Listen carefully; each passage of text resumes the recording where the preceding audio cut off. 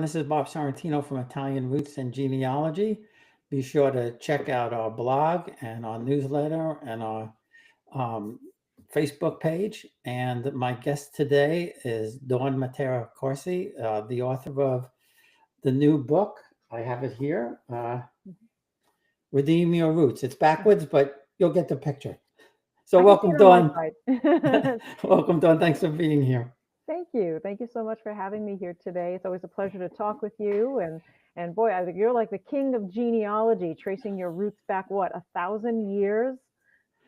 Yeah, and that was more by luck than by design, that's for sure. Still, it's pretty impressive. Yeah, like I said, I got lucky. So before we talk about the book, what's your background? Where's your family from, and when did they come to America? Yes. My family comes from the island of Ischia, which is in the Bay of Naples. Of course, most people are familiar with Capri or Capri, as the Americans pronounce it. But Ischia is right across the water, and it's actually 4 times the size of Capri. And it's called the Green Island, Isola Verde, because of how lush and rich it is, because it's volcanic. So everything grows there, and all the amazing natural thermal spas. My grandfather, who was born in 1895, came to the United States in the early 1900s. And my grandmother was still back in Ischia while he came here to the States to, get established. He started off as, believe it or not, he sold ice cream from a horse-drawn wagon. So maybe that's where my love of ice cream and gelato comes from. It's in the DNA.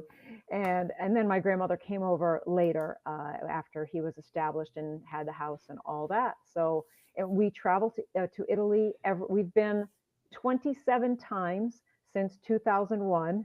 And so it's always wonderful to go and visit the family in Italy. That's incredible. I'm jealous. I, Wow. you know, we could kick ourselves. We keep saying, "Boy, we should have done this long ago." I mean, our first trip there was when we were living in England, but my son was a baby, and I didn't know anything there. So the only thing I knew was that my father said he had family in Torre del Greco, and we saw the sign, but we didn't go in there. We didn't do anything. And then when we did finally get to go, I actually met my dad's first cousins that I never knew existed. So I mean, that was like the highlight of the entire trip. But I have a link to Ischia Oh, because I don't know if you know. Do you know Villa Pirmalo on the island? that sounds familiar. Yeah, I guess it was. I guess it's kind of sort of like an agritismo or something like that. Okay. But that was my grandmother's family. They were the he was the Count of Montebello, Wow. uh, my third great grandfather, and they had. I learned this from my cousin. They had at least 7 places throughout the South. Wow. So in Sicily, Calabria, Naples, of course. Uh, and so I didn't get to see that, but we did see some of the other homes. So now, so Amazing. you still have family there. Yes, yes, we do. Yeah. There, it would be my father's first cousins are the closest living relatives that I still have in Ischia, and it's wonderful to have that connection. It was like discovering a hidden treasure because I really had no contact with them, and the biggest reason why when I was growing up is the language. On Ischia, most of the tourists are German. So so my family on Ischia, if they speak another language, which of course Europeans do, it's German, not English. And I only had one uncle here in the United States he didn't even speak Italian. He spoke the dialect. And so once we made that first trip in 2001 with my dad and my uncle, I realized that that chain was going to be broken if somebody didn't learn the language. So I nominated myself and learned to speak Italian, the proper Italian, not the dialect. That still confuses me. And that has really opened doors by knowing the language, being able to communicate with them, and also discovering my husband's family because they live in a really small dot on the map town that hardly anybody speaks English. Really? Yeah. Hmm. And the boy, the German connection, that's so interesting because, obviously you think the North, you're going to have the Germans and the Austrians Hmm. because that was part of the Austrian Empire and Hmm. everything. But I would have never thought Ischia, but I guess it's a resorty type of place and they want to get out Right. of the cold, right? Yeah, right, right. And it's the big thing, the big draw are the thermal spas that are all around Oh, Ischia. And since it is volcanic, you can go hiking up to the peak of Mount Epomeo. And so the German tourists tend to love to go to the spas to relax, and then they'll go hiking and the good food and all that. oh, that's neat. That's really Hmm. cool. That's Yeah. really, really cool. Yep. Um, so let's talk about the book Yeah. because you have 7 keys to redeeming your heritage or your family. So That's right. why don't we go through the 7 keys so we give Sure. people an idea? Absolutely. And each of the seven keys, each chapter is one of the keys. And each of the seven keys have the three C's: connect, create, and continue. Because I'm encouraging people to connect to their heritage. And even though you and I are Italian Americans, it can be any heritage. So whether they're Mexican or Mandalorian, whatever it is, they can connect to their heritage. Or maybe someone married into a culture that's different than theirs, or they did that DNA test and they suddenly found out that they have some type of heritage. So I encourage people to connect to their heritage and then to create a dolce vita by using that, whatever that is, that topic included in their daily lives. And then the third C, the continue, is to continue the legacy for the future. And because so many of us say, oh, my kids or my grandkids, they don't have any interest in our heritage, or like you and I were talking earlier, how some of the younger generations, they don't even know about things like an onomastico, which is your name day. But like my dad, he was Joseph. So St. Joseph's Day was a big deal around our house. Not only is that the Father's Day in Italy, but it was my dad's second birthday. So the seven keys, and the way that I organized it is the easiest to do to the more involved, not necessarily the more difficult, but the more involved. So the A number one, food, glorious food. And Italian food has been known to be the best in the world, of course. We might be a little biased, but it is. So we can, for example, we can connect to our heritage through food by going to an authentic Italian restaurant, dusting off one of grandma's old recipes. We can create our richer life, our more meaningful life by use those recipes. And then how do we continue our culture and our heritage with the next generation? Well, maybe you could do something like with the holidays coming up, you're going to ask the younger generation to help you plan a meal, the dinner meal, or something like I did. I took a cooking class, a pasta making class with my three great nieces. Now you might say, "Oh, well, yeah, that's a great idea." Well, we had the extra challenge of one lives in Florida, two live in the Carolinas, and I live in Rhode Island. So what we did is we did a Zoom cooking class with a real live, authentic nonna, grandma in Italy. And so we had these four Zooms going on at the same time making pasta together. It was awesome. So food is the first one. The second key is holidays and traditions, things like onomastico. The third key is language. And I'm not expecting people to say that they have to be fluent. Oops, I lost one of my earbuds there. You don't have to be fluent, but even just learning simple traveler phrases for language, and that will help you connect. The fourth key is film and music, whether you're playing music in the background or you're seeing Italian films, or even films that are filmed in Italy or are, for example, I know some of the James Bond movies, the Mission Impossible movies. There are a lot of movies. Of course, Eat, Pray, Love. The eat part is filmed in Italy, so you can get those feels. That's the fourth one. The fifth one is genealogy. And of course, obviously, there's a connection. Genealogy, where we're discovering our family stories, our family trees. And this brings me, I forgot to mention this about each chapter. Each chapter has the three keys, the three C's rather: connect, create, and continue. but each chapter also has something that I call over the top. It's somebody that took that key and went above and beyond the extra mile with that topic. And for example, travel, the next key, my friends Gary and Eileen Modica from Our Italian Journey. For genealogy, the person that's over the top would be right here, Bob Sorrentino with Italian roots and genealogy. And I was just saying how, for those of you that don't know, he's traced his genealogy back 1,000 years. That's impressive. So again, the sixth key is travel. And that can be anything from, it could be simply traveling from your chair, your armchair, where you're watching a video about your hometown or where your ancestors came from. And then the seventh key is association, where you're going to get together with people that share your passion for your culture. And the biggest thing about that, I feel that we are so, these days, we are so connected because of technology.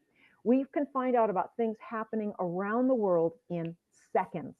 However, I think that we're really becoming more disconnected emotionally and with personal relationships. So part of this is about getting together with like-minded people and creating those associations, because it helps us. We feel more connected, that we're part of something bigger than ourselves, and we are. And there is, speaking of associations and connections, there's one big reason, there's three big reasons I wrote the book, but the biggest one is this. Do you know that children that have a strong knowledge of their family story, their family history, they are going to do better in school and have a greater self-confidence? Who wouldn't want that for their kids? And even adults that are connected to something like that, they are happier and healthier. So redeeming your roots is not just about following your who married who and had children. It's about creating a richer life today. And that's really interesting point, about the connection with the kids and all of that, because I see it in the club that I joined. And like I said, when we were talking in the pre-interview, that I wish I didn't wait so long, but a lot of the grandchildren of some of the members, they're 4-year high school Italian students. So they understand the language, they're conversing in it, which is really, really neat. I wish they had taught us when we were younger.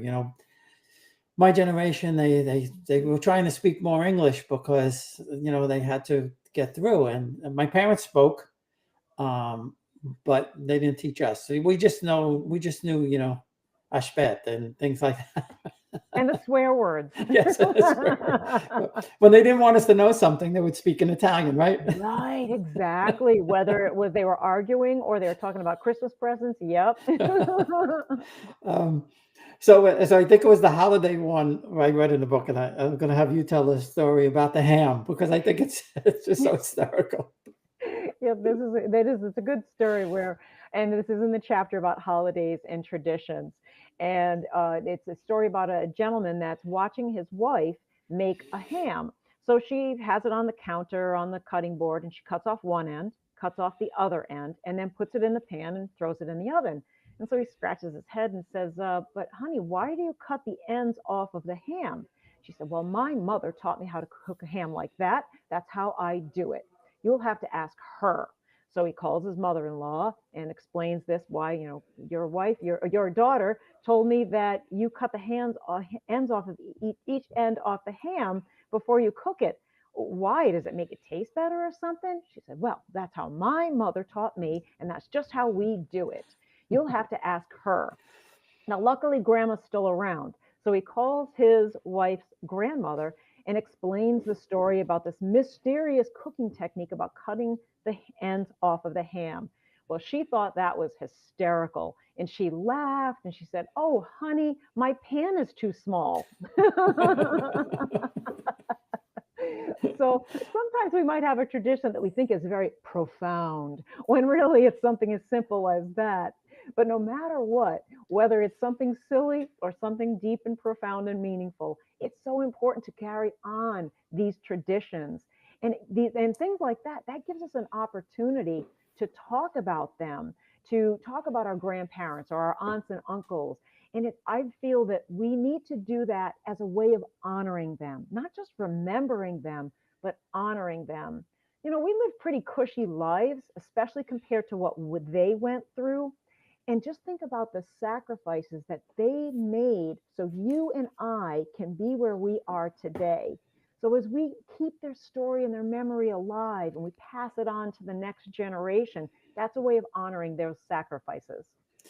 Well, yeah, and that's a good point. I remember my mother's sister, older sister, um, saying at Christmas they got an orange.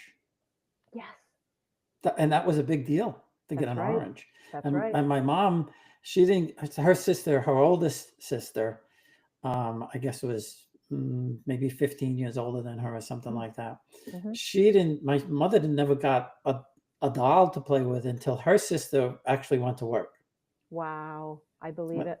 yeah. So Yeah, we're talking, I guess 1933, right, 34, somewhere around that. right. But people don't realize that we've come a long way, and it wasn't easy That's for right. them. And I think that's why we had so much food, Exactly, because they didn't exactly. have it before. Right. Until the children started to work.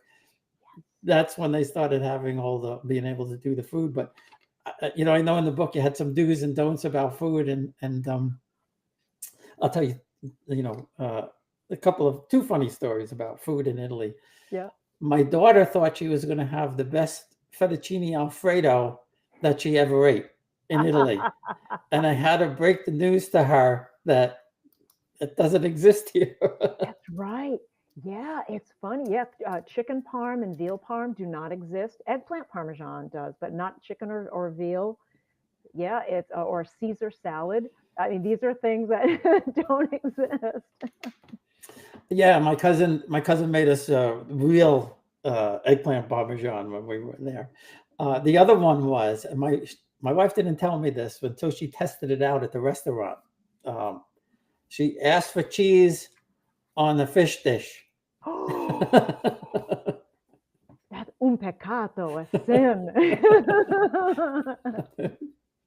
And the Yeah, guy was like, "No cheese, no cheese," I love it. I love it. and That sounds just and like a and he just refused to bring it. I mean, that was the end of exactly. that. That was, Exactly. Doesn't matter if you're the paying customer or not. You just do not do that. no, I no, love it. there's no cheese. And I said, did you know? She says, yeah, I wanted to see what they were going to do. Good. I'm glad you did. That's fun. I love But it. cappuccino in the big cities, man, they serve it because after 11, because they figure the Americanos are there and they want cappuccino, and if it's Exactly. Yeah. So if you do order a cappuccino after noon or 11 a.m. and anywhere in Italy, they will serve it to you because you're the paying customer, but they will go snicker at you in the back when they're making it. And they'll say, Americano. yeah, yeah, yeah, yeah. Like I said, in the real touristy places, I don't think they care that much. No, they don't. The best coffee I ever had was in Naples. Yeah. Yeah. In Italy, anywhere in the world, that was the best coffee. And to your point about the languages and stuff like that, by the end of the week, I could converse with the guy in the because I used to go to the same place every morning, Yeah.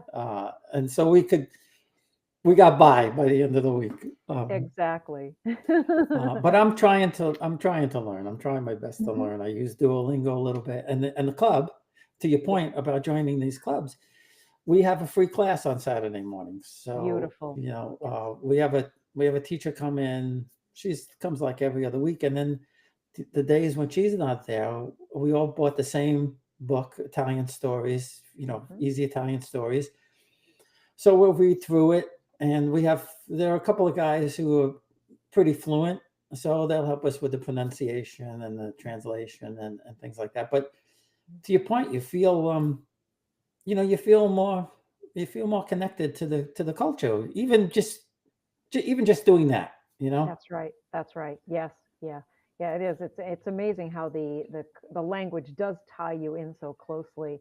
And especially if you grew up hearing the Italian, it takes you back. It's a reminiscence as well, and a memory to hear that and to speak the language. And there are a lot of people, do get together.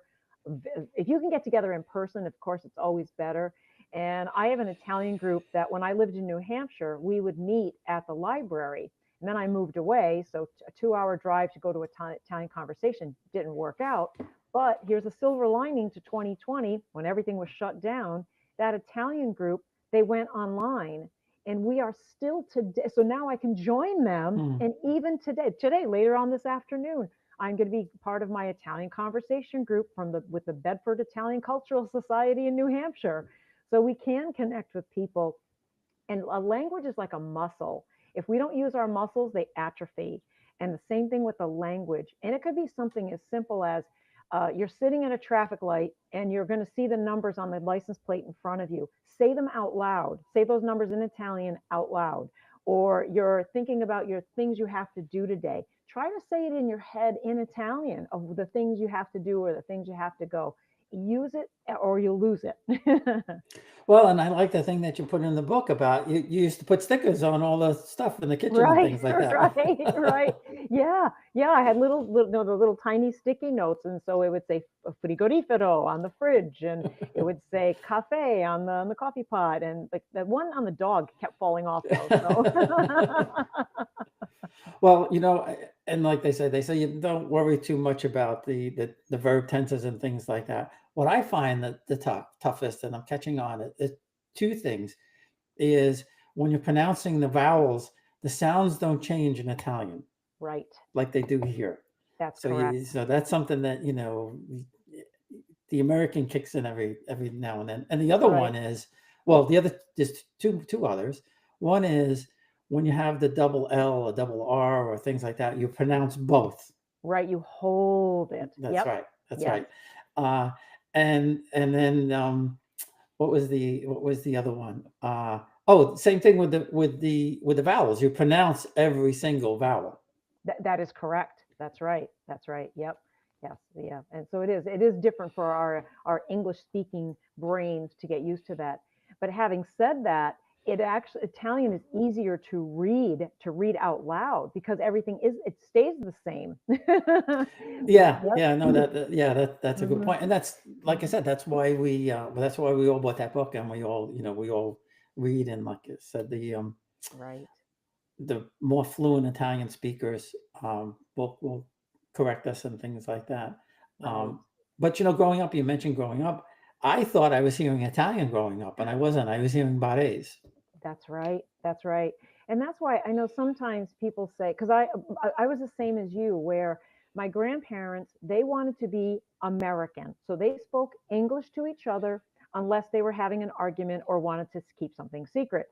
However, and my my dad and my uncle, they grew up that their native language was Italian. However, it was not Italian. It was the Neapolitan dialect that I still don't understand. But so people say, oh, well, it's too bad your parents or your grandparents didn't teach you Italian when you were growing up. No, this is actually a blessing because I would have been learning a dialect. I still would have had to learn Italian. And so I'm glad I didn't have anything to mess up my brain um, with what I thought was Italian. And so now, and knowing Italian rather than just the dialect, we can travel anywhere in Italy and talk to anybody knowing Italian. Right, and it's Scorpion has a little statement here, the CH sound, the K sound. Yes, that's right, right. Like especially when you have a word that once you get it pluralized, the ch keeps it a hard c sound or a hard k sound. Yep, yep. Yeah, I'll tell you a funny story. I was getting transferred to England, so my English boss came to. He was in New York, and he said, "Your wife works in Manhattan, right?" I said, "Yeah." He said, "I'll I'll meet you for dinner. You want to go to dinner? We'll meet for dinner, and where do you want to go?" I said, "Well, we could go to Little Italy." So he said, "Oh, okay, that's good." So we get in the restaurant, and he ordered the ganache. I love it. I love it. Ganache. That's funny. And of course, I couldn't sing anything because he was my New English boss. And Right, I used to, exactly. I used to have a language fights with them all the time. They used to call a fillet like a filet mignon. They used to call Yep. it fillet steak. Fill it, And I said, where do right? you get fillet from? And they said, well, that's the way you pronounce it, and the French and all that. I said, well, how do you pronounce Valet? They said valet. I said, it's the same thing. There you go. That's funny. Um, let me put the Oh, okay. Yes, I can answer this question. It is still alive and well. It is getting the dialect, in case people are listening and not reading, the question is not sure if you guys can answer. How common is dialect in Italy now? Everywhere you go, the dialect is still very strong, especially in southern Italy. hmm, Now, as more and more different nationalities move into Italy, just like every other country in the world, of course, the dialects are becoming more diminished. However, the dialect is not just by the way, it's not an accent, it's a totally different language. Like there's a Sicilian Italian dictionary. That's how different a dialect is.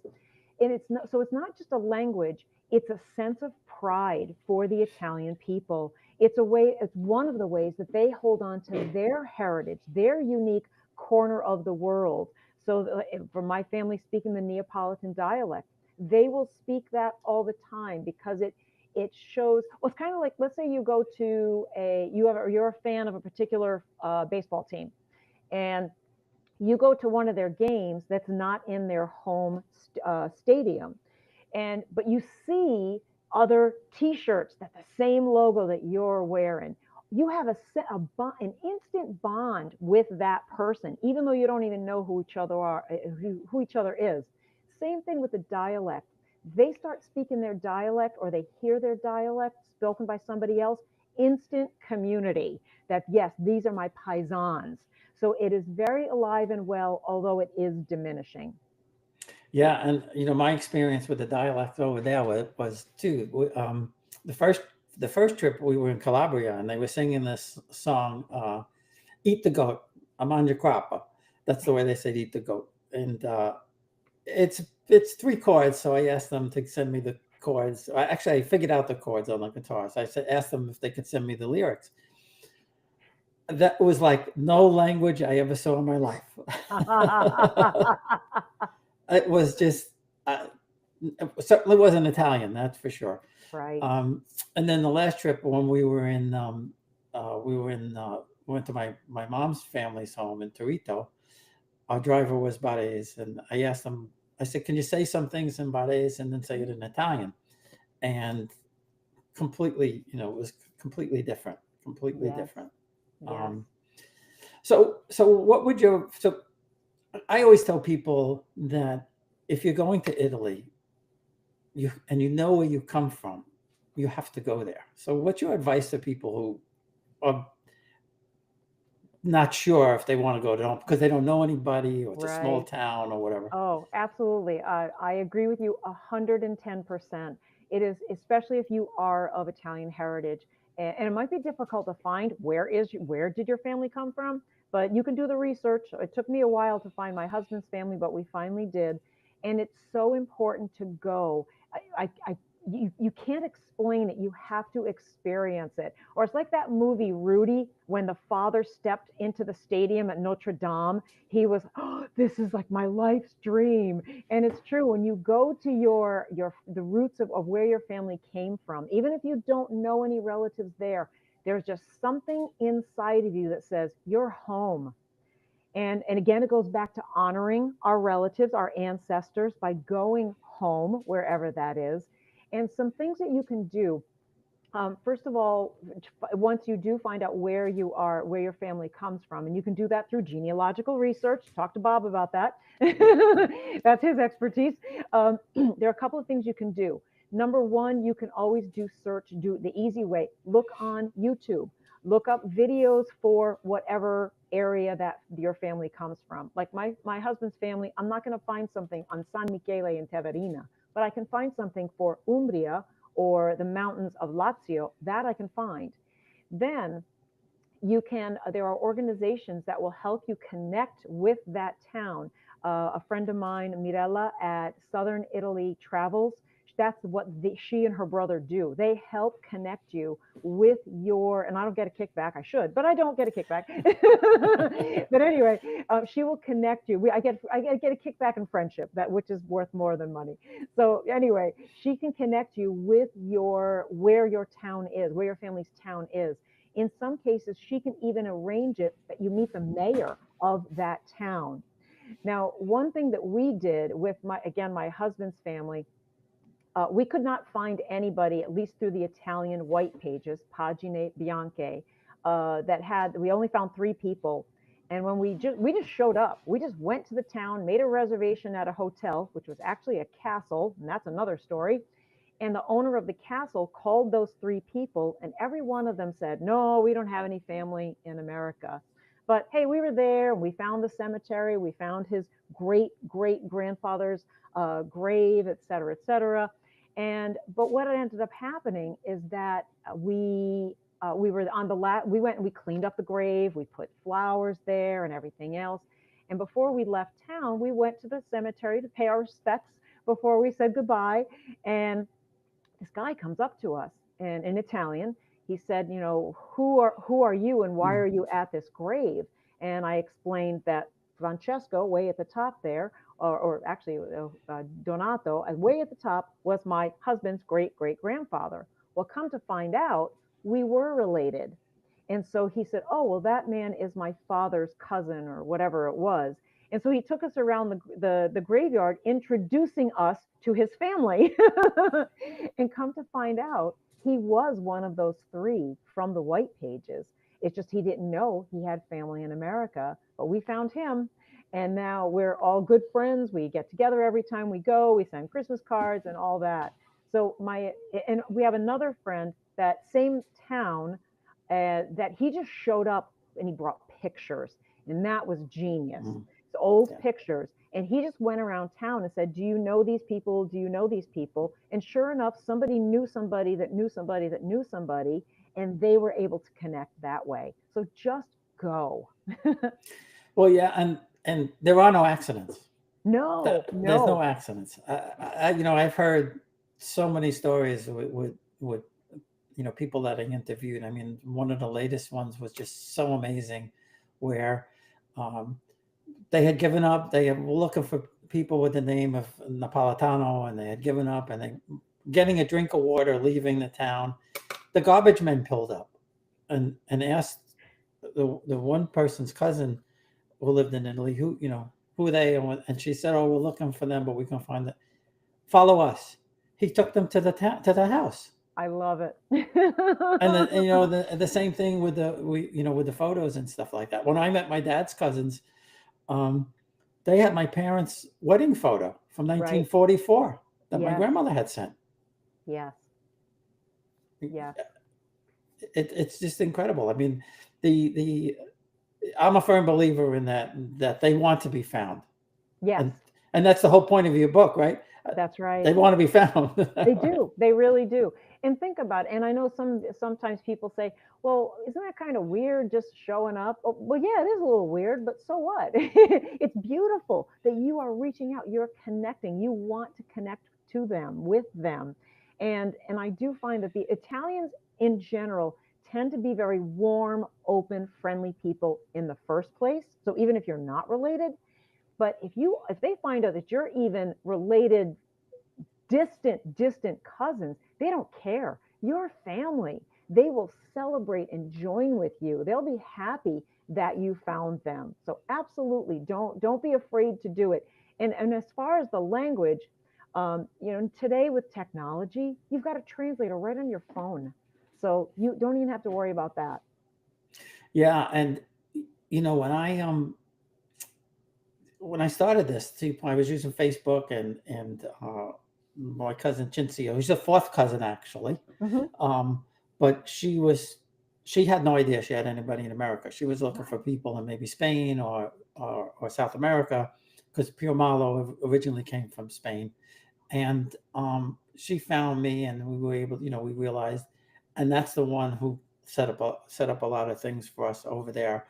Um, but when I went to my dad's cousins, I didn't know where I was going. I knew that Nicola was my dad's half first cousin, but he didn't say where he was taking us. And so as soon as I walked into the apartment, one of the women, there 3 women there in the 90s, one of them resembled my grandmother a lot. And as soon as we walked in the door, it was like we knew each other forever. Like like they were my grandparents or great aunts or something like that. Exactly. And this, like you said before, you can't explain it to people what that's like unless they do it. And I've heard people just walking down the street and they see you look like so and so. They'll tell them, "Oh, that's Yeah. that's my uncle, my grandfather, my great whatever." Exactly. Right. And it's so exciting. Yes. To me anyway. My wife not so much, but but I did take it to Shaka, her hometown, and everything. I love it. But she's half Italian and half Puerto Rican, and I guess she was, although her mother was Italian, her family, she was more connected with the Puerto Rican side. Mhm. So I think she felt like that when she went to Puerto Rico a little bit, although she didn't tell me about it. Yeah, the one good thing about knowing at least a little Italian, you could usually read the menus if nothing else. That's right. That's right. And point to things. So before we go, Mary has a question that I was going to ask. So, Oh, okay. where can the book be purchased? Excellent. I'm glad you asked that. For the ebook is exclusive to Amazon. And if you have Kindle Unlimited, it's free with Kindle Unlimited. The hardcover and softcover books are available anywhere books are sold. So, Amazon, Barnes and Noble. I really encourage you to go to your local mom and pop bookstore, though. But yes, the print versions are available everywhere.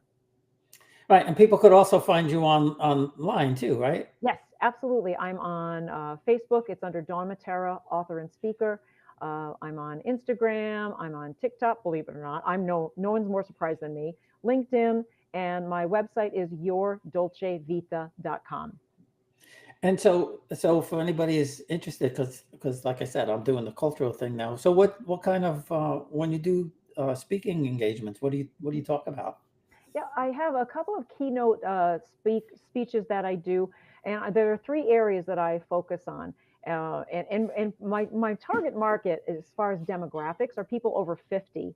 And so I have 3 areas called lead, live, and yeah, me too, way over 50. I can do over 60 these days. But lead, live, and legacy. Leading is for my corporate and nonprofit organizations, where I talk about resilience and retention in the workplace, as well as generational diversity. Living is all about la dolce vita. And so one of my keynotes is 5 keys to a dolce vita in your 50s and beyond. And then the legacy part is directly related to the newest book, Redeem Your Roots. And that's where I talk about, now, obviously, I'm not going to do a keynote of all 7 keys to connect and create and continue, but I'll highlight 3 of the 7 keys in that speech. Oh, so that's I didn't realize that you did all 3. Yeah. Well, I guess the new one is geared more towards, and I guess that that could apply to any nationality, right? It doesn't have to be specific to Italian. That is absolutely correct. And in the book, I even talk about that it doesn't matter whether I just have an Italian bent to it because that's what I know. But any of the principles that I talk about in the book, it doesn't matter. So, again, whether someone married into a culture or they did a DNA test and suddenly found out they're Scottish or whatever, they can use the same 7 keys to connect to their roots and redeem their roots. I find it fascinating that not so much anymore, but I several years ago when a lot of people were just starting to do the DNA, or coming back and finding out they were Greek or they were something else, and like I'm 100% Italian, and I try to explain to them I said, there's culture and there's science. Yes. Your culture, of course, is Italian. If your grandparents, your great grandparents, your great great grandparents, everybody was born there, of course, that's your culture. But your DNA, where you originally came from, Italy was, that really was a melting pot, right? Absolutely, it was. I mean, you think about it, it was mostly Roman forever. And then you look at throughout the years, throughout the centuries rather, where Italy had been conquered and taken over by almost every group, every people group, whether it was Greeks or different groups. So yeah, it is definitely has been a melting pot. Well, yeah, and I did living DNA, and they give you your maternal and paternal lines, and I was blown away. My mother's maternal line goes back almost 100% to the Caucasus. There's Wow. no Italian in there, no Slavic, no Greek, no nothing. I, I was thrown away. My father was kind of mountain type of people, and his today there are some people in like the mountains of Switzerland, um, parts of Spain, Sardinia, places like that.